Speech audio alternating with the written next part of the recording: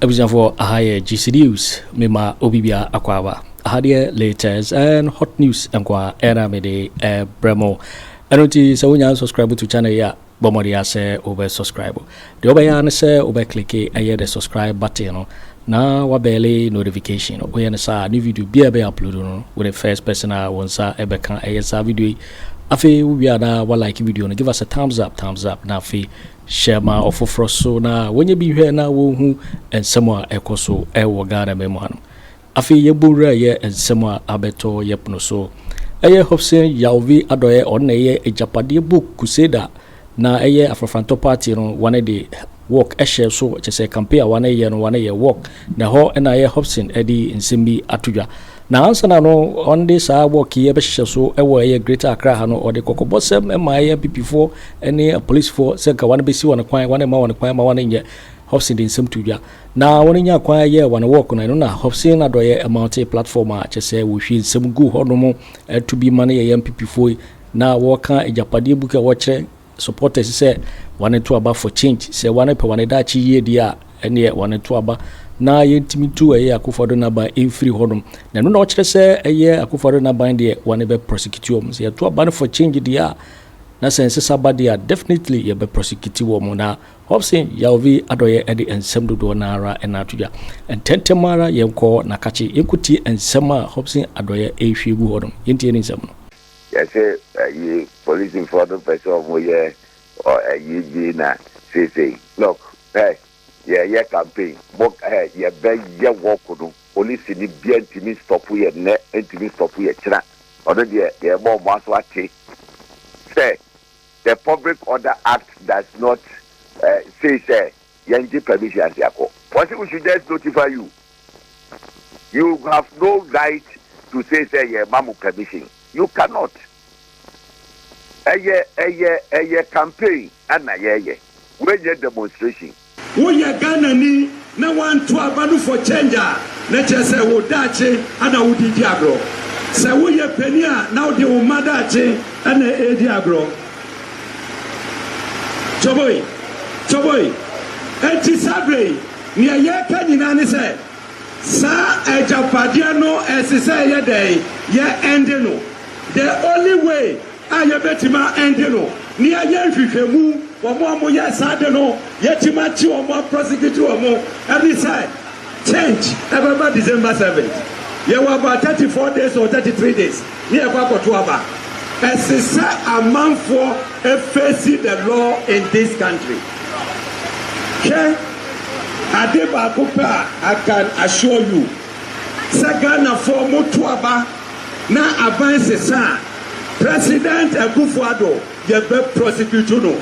Okay, he said the Democrat and was said the watcher assembly do amana ye hu said the mokoye wo kumasi eno nka iPhone anka Pro Max and mo be ye wo enkran nyame ya adoma memeneda bibi sa be koso nyankopon ya adoma bibi sa be koso pepepe na edien ya yete ni se ya papa Alan Kojo Kyeremanteng oko region na se owia or running up the campaign ever region no what they work at what enye all the 16 region and obey mum but major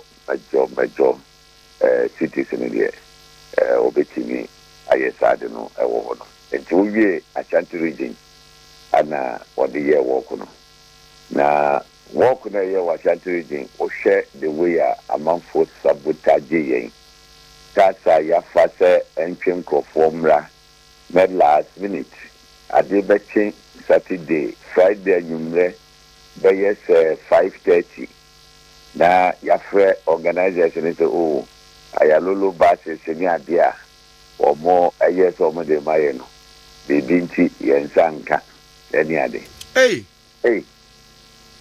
azopo nanya ize na ni na chenzo suna edoma e ba ye no na America chiro ene sabotage na memu di hanyanka enye no nkwambo esa bob be 1 AM na bob SMS then namu ana ya postpone work no we are sorry nti ebe ma mu date foforo ya postpone Anadio by 2 a.m. Minya course, na minya course.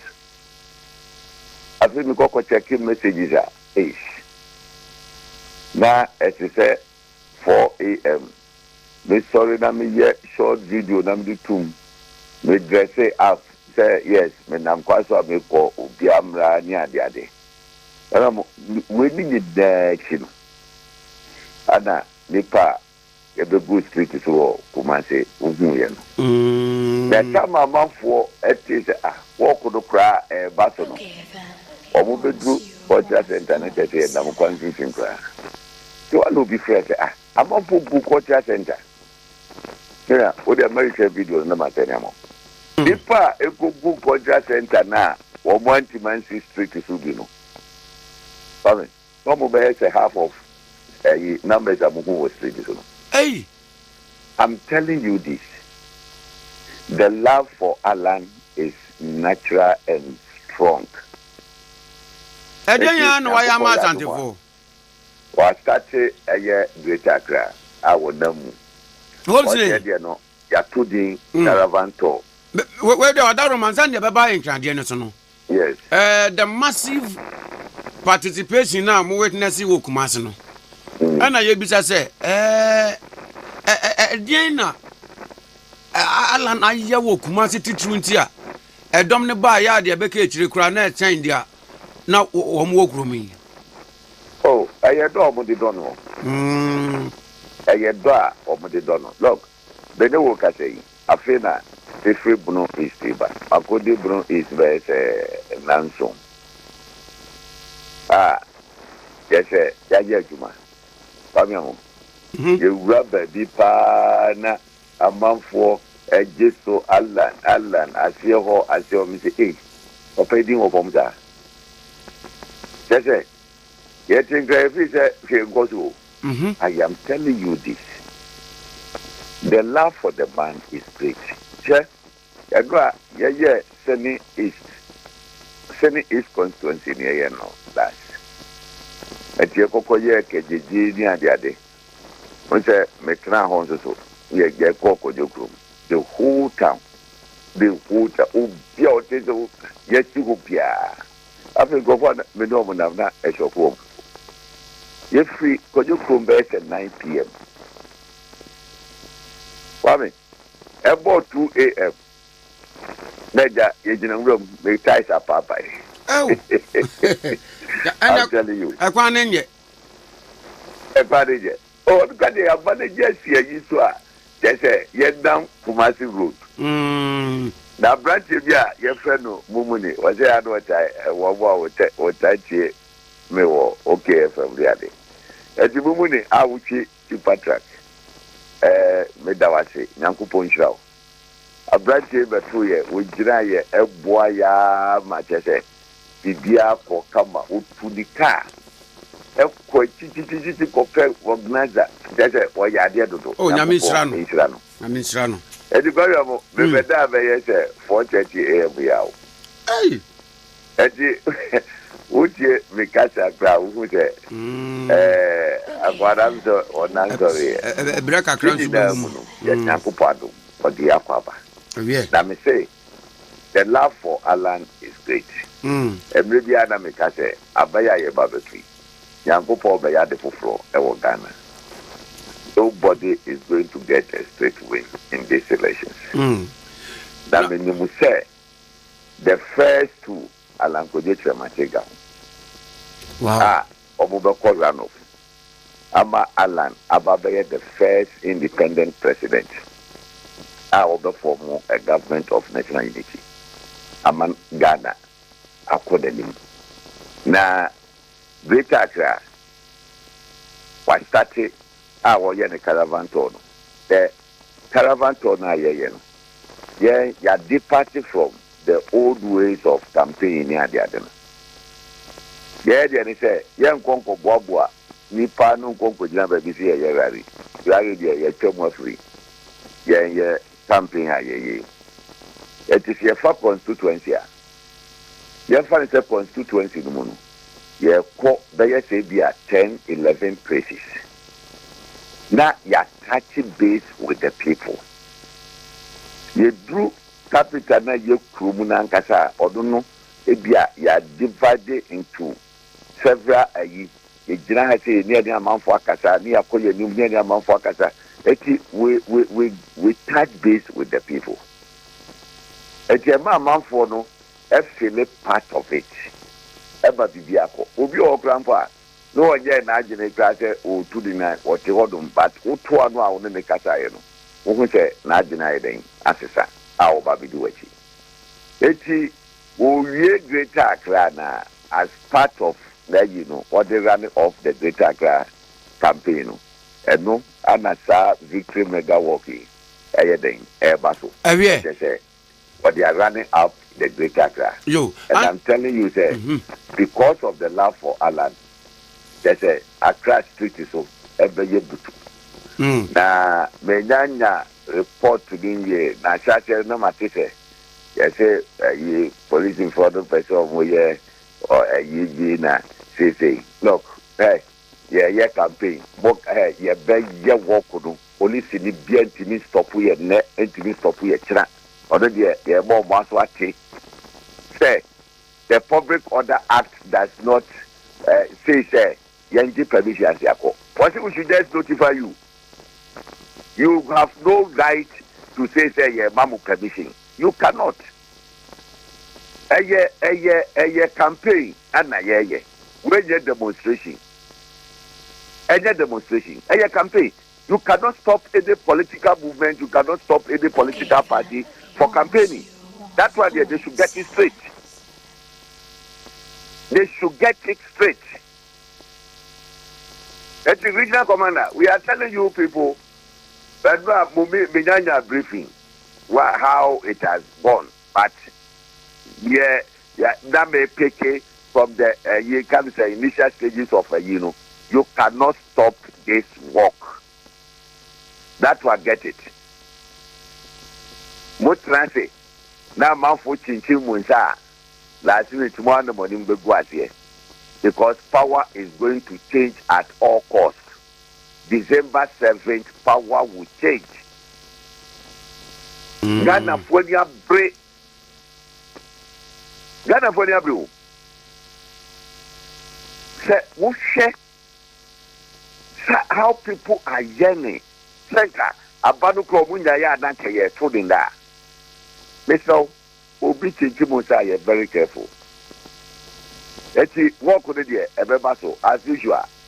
You didn't himself a statue or brass sport. Let's see, Anofa, Leja, Yejina, Yagada or Hodum. Hey, they say, we are white, and say, oh, stop, put you out. Would you move? How? And some unfortunate baby walk with woman. You cannot stop it. Eti the people that they buy na no credit.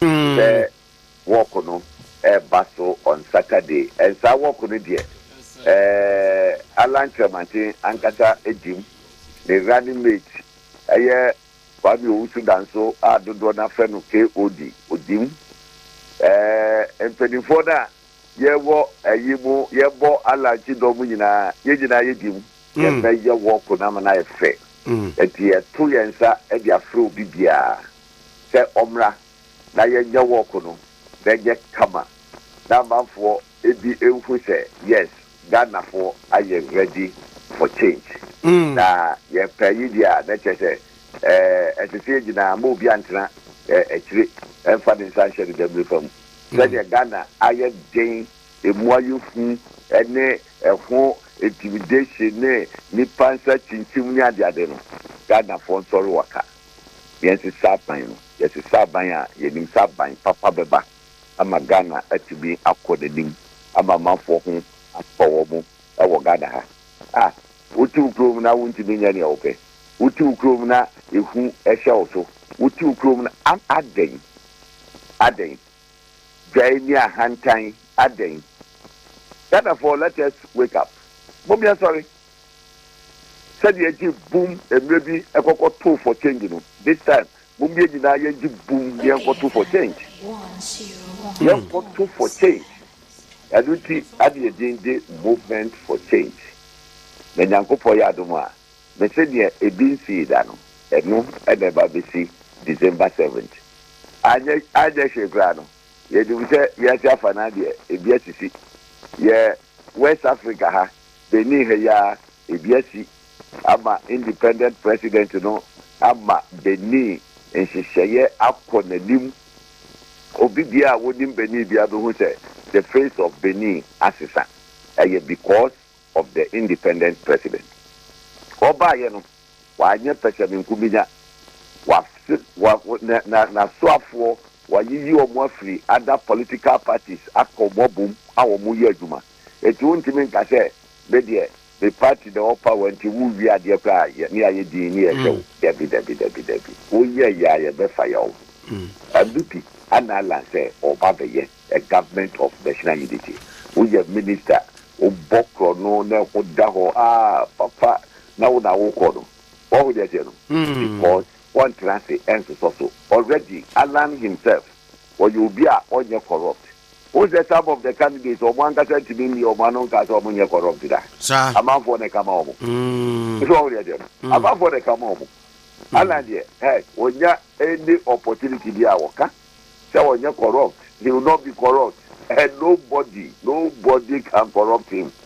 One person being no can because on the team you feature would na kumamu on your corrupt.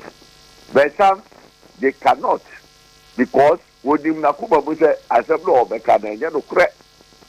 Eti obo newspaper will no biaka the president was corrupt. Momo no angasa mi na no ngan. Oh yeah. Or no angasa mi na no one can say was corrupt. And as me there be baso. Memene da be ya fa franto ba bia fa se ne trimu say yes walk na be baso. Memene da we there walk no baso gidi. Now wait quickly before you go no, movie Asante Bediatuo there no e na ura Alan e bonkomo e na wo kire say their course na no memene da ne dia wonim dada ene adwuma maye wa Asante no 65% there embo movement for change e wa Asante region na enkran so Hey, sounds enkran here a whole and a year powerhouse. Eti enkran ye bomu papa. This time wrong. A month for the brainer can say two dominant parties, you know, or what take here for granted. It's this time, you know. Let's every other we can say. Omo ya no we say omo ye fu ni de gaga ho omo tete omo office do ba fa telephone ti everywhere. Ere menga hu. En ko hwe. Obiabo baby nam grounds me nim ni e koso. Bi nam grounds. Na getaka ye be pulu papa. I see. Nam nim se ye beto abani be wie na man for ka say eh na Alan fahi edie no ye ya kese amafo ti ma to abana manisa. Look, be se Ghana say ye ni ebie e wa manyosem na de bi hu say Ghana fo ni ebie wa manyosem no ba amfa no on time amfa no kumase ye ko villages no utie nsem amamfo ka ubedu a typical village na utia sama manfo ka un say eh Sadana won't even take Ghanaians for granted. I'm telling you, because of the era we are in, we appeared in the Ekoso, it's a great idea. I am telling you, say, you have more boot for boot, our great idea. Yo, where they are, Nyanson, Gyamfi na home kakra na otrande na de chien so be san so aba na ya ba beje any update na development bi e wo work be da mo atenso so da me ya hboa be drakra deja ya hwe kawa niema edoko but for now ne de be ka de say obibia say tani eje se oko eyi no ye ka de say apan esesa ema omanu mu ye no ontua na mo na omra na jese bibia enkoso ye Pagan me refu bra. Unze before Kumasi ayi. Na omode you been in social media na say memo from Yami to Hopeson. NDC for sponsor your work. No more the figure bishop so 1.2 million Ghana cedi. Said no more they might see and find your work. Na Agyapadie there or mumfa bi mumba. I had no beside me. What beside Obama me said Agyapadie or mumfa him. Mate. Every people. Yeah. Oh, so that's the way. Jago boy should have with that. Danny Hopeson Adorye or your director special duties our movement for change. And you know no church and come Oh boy. What's it and who might be a friend Agyapadie na I'm renting Mabawa Modache Anankrofobi Asisa Ediamo Mumma Edi Omunana Nobo. It is Sabaya Yekokotui. Woye Ghana ni na want to abanu for changer. Nature say Wodache and a Woody Diablo. Say woye Penia now the Umadache and a Diablo. Choboy. It is Sabre near Yekanina say. Sa Agyapadie no esise ye day ye endeno. The only way ayebetima endeno ni aye hwehwemu omo ye sade no yetima chi omo prosecute omo every side change every December 7th. Ye were about 34 days or 33 days. Ni e kwa koto aba. Esise amanfo facing the law in this country. Okay?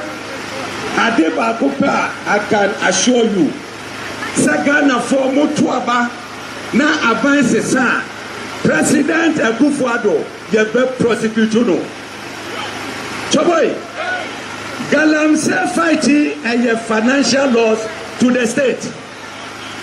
Financial loss to the state. And you see to be prosecutor. The next president one go yes adinibium Adamebwa. Adenti na betima kwa kwa shisha emra wotokrom se wo manko 4 pass wo monko 2 gold e wo ye kwa yemu kwa bi nkruma ye sade no je gufa ye sade no Wárns ye sade no enti o see prosecute no ana mo ni menya adwene esese ya prosecute no me say Ghana for vote for change. Once you vote for change, President Akufo Addo and his ministers will be prosecuted. Choboy, Usra Mengira. Choboy, you tell promise when ready na.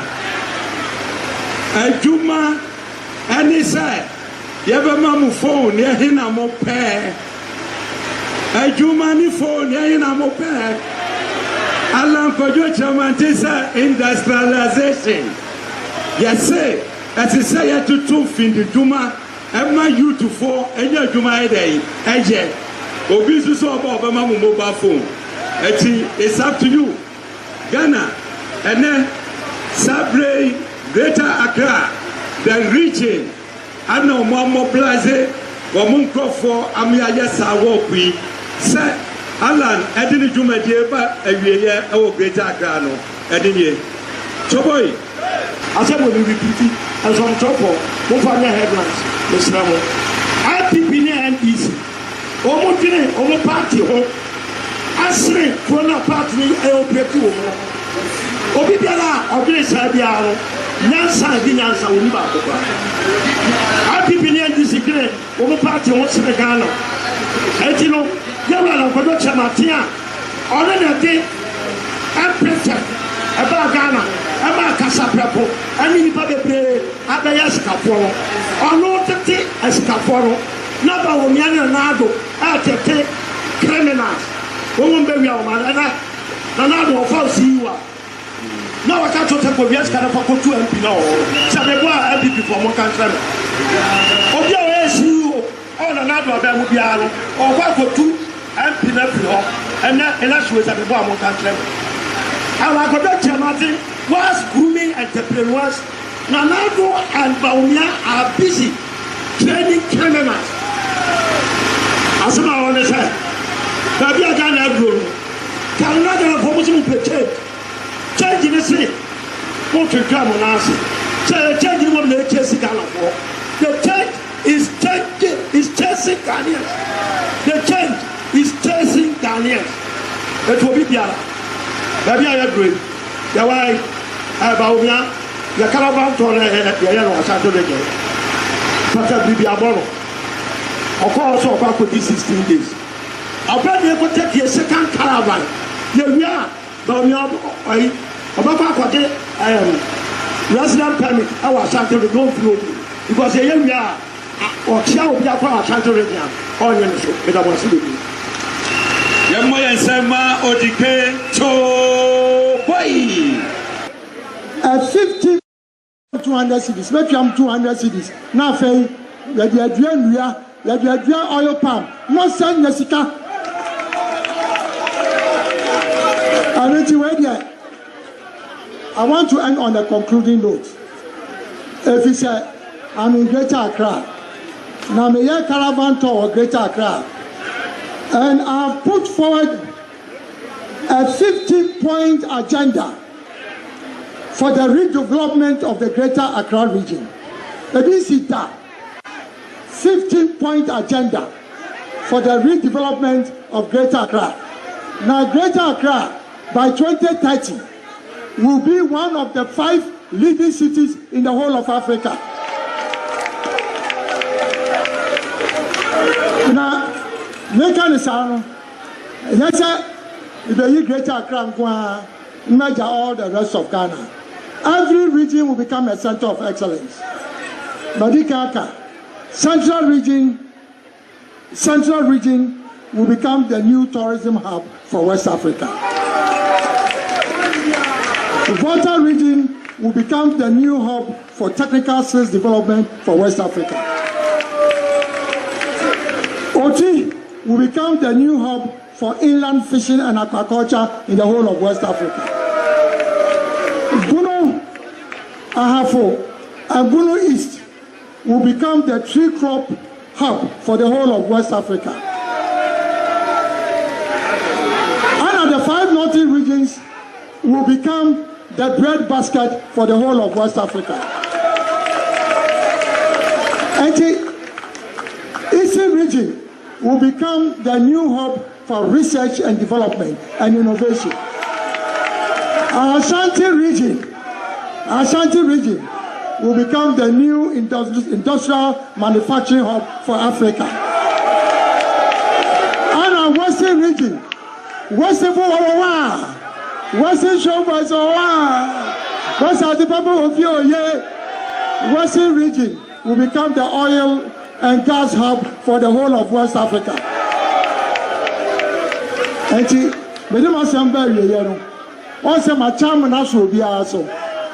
All the regions of Ghana will become centers of excellence.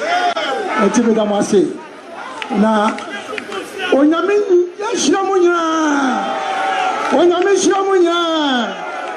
we are moving forward. Backward never. Forward never. Backward never. Forward ever. Backward never. Forward ever. Backward never. Forward ever. Yes, it's some. Yes, it's some. Oh, I miss you.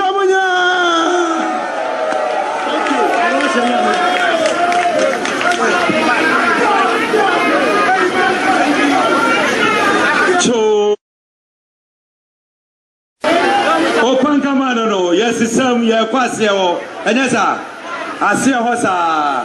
Sabre, Yadamunina say. Sir, mobile, Majumaje, a course so kama, and Chantrofua, mobile, so Yankupo Shramu, Moamofan alive, a brow, Casa, Yankupo Shramu, Obia, car, what they buy, I'm second or honum, Momomode, Moi, mobile late, Amonsa, Ankabu t shirt, with the Mufan Chain, Yabe making sure, say, a bibeba, Ababe Kamonsa, our Mukonsuency. Yo, it for winning and summer Hopeson Adorye Eddie Tuja 1 year a year for Fronto Party and 1 year walk a work Greater Accra and no multi platform. Our day and subdued Nara Atuja. Because so when you subscribe to channel idea bomodi ase obe subscribe so as had latest and hot news nkwa era me de bremo afi we are na like video give us a thumbs up na afi share ma ofofro so na when you be hwe na wo hu ensem ekoso ewo Ghana memo hanum uzo betimi achere wadwen afa eye ensem we nyina ho ewo comment box ni mu mobeti minka bi in my next video. Thanks for watching. Like and share the video. You can also drop your comment. Please don't forget to subscribe. Click on the bell to turn on the notification.